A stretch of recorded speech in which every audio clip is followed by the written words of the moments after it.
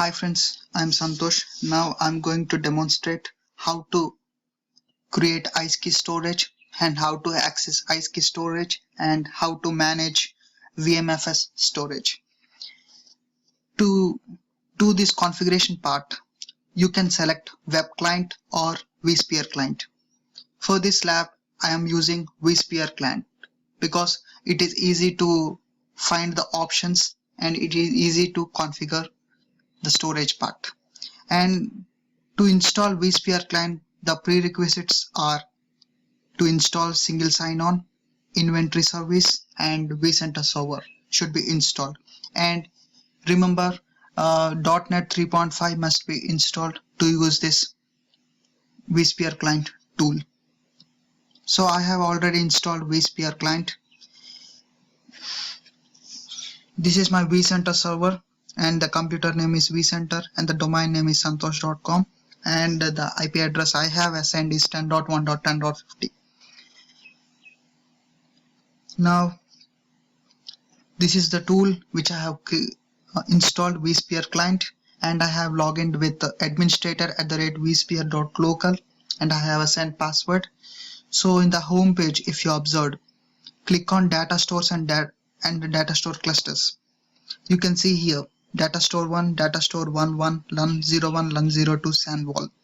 Data store 1 and data store 11 is the storage that comes from ESXi host. For example, data store 1 I have created 40 GB of ESXi storage, and LUN01 which I have shared the volume from NetApp.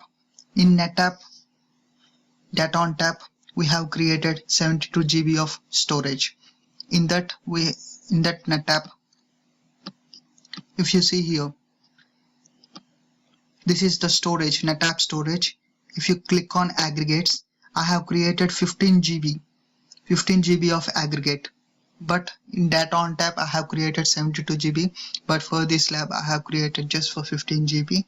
And if you check on LUNs, Santosh 1, Santosh 2 and Santosh 3, these three are 5 GB, 4 GB and 1 GB. These three drives are accessed by vCenter, my inventory, and my host can share this storage. Now I will show you how to create a iSCSI storage and how to configure iSCSI storage and how to manage VMFS storage. Click on hosts and clusters. So this is my inventory. Under the inventory you can see my data center. Under the data center you can see my two clusters. Under each cluster you can see two hosts. Under cluster 1 you can see 10.1.10.30 and under cluster 2 you can see 10.1.10.60. This is my host, and each host having 40 GB of hard disk storage. So I'm just clicking on a second host, click configuration. You can see here iSCSI storage adapter, already it was assigned. So for this lab I'm selecting host 1. You can see here iSCSI storage adapter already configured. If it was not configured, just click add and select iSCSI storage adapter, then it automatically added in your storage adapters. After adding successfully storage adapter, then click on software adapter, iSCSI software adapter, click properties, and please copy this IQN number. IQN number is meant for this VMware tool. This is for authorization access. Please copy and paste in Notepad. This can be helpful in targeting the storage in NetApp session. Click on dynamic discovery, click add, and here it asks iSCSI server. iSCSI server means the storage you are targeting. So I am targeting data on tap storage. So I'm giving IP address of data on tap. Here in this lab I have created data on tap with IP address 10.1.10.6. So please leave this 3260 port number because it's a default one. Please don't change this port number. And if you click OK, it will target our data on tap. So in this lab I have already targeted data on tap. So if you previously I have shown you that LUN01, LUN02, that all storage comes from data on tap. Now after successfully done this configuration, click close, and I'm remembering you, please copy this IQN number and it should be matched with NetApp. So now I'm going to client computer. In that client computer, if you see here, this is my NetApp storage 10.1.10.60, and I have logged in with this IP address. If you click on aggregates, so I have created data on tap with 72 GB, but I have created aggregate with 15 GB. You can create number of aggregates, depends on your requirement. I have created 15 GB. Available space is 14.28 GB. So you just now I told you that you are targeting storage. So click on configuration, protocols, iSCSI. Already I have applied a license. So initiator security, if you click on add, and I told you that in VMware I have shown you that IQN number, please copy that IQN number and paste it in add initiator group. In this lab I already created IQN. So if you see here IQN 199801.com vmware.com, already I have added, so I can target easily the storage. So now click on LUN, create, next. So I am naming it as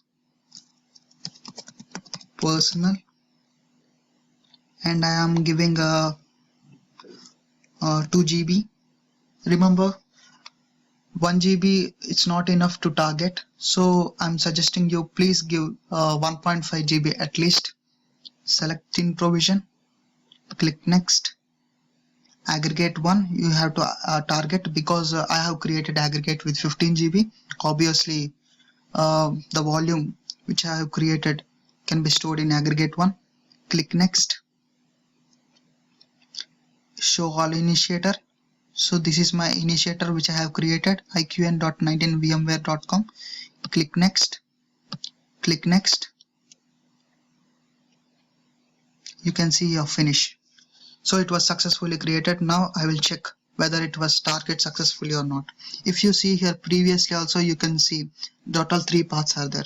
If you rescan the disks, you can see one more LUN here. Still in progress. Wait for complete. You can see, yeah, it was changed to 4. So what I have created LUN, the storage of 2 GB, automatically it replicates. Now I will show you how to install the storage. Click on storage, add storage, disks and LUN which I have created. Click next. This is the storage I have created, 2 GB, so automatically it replicates. Click next.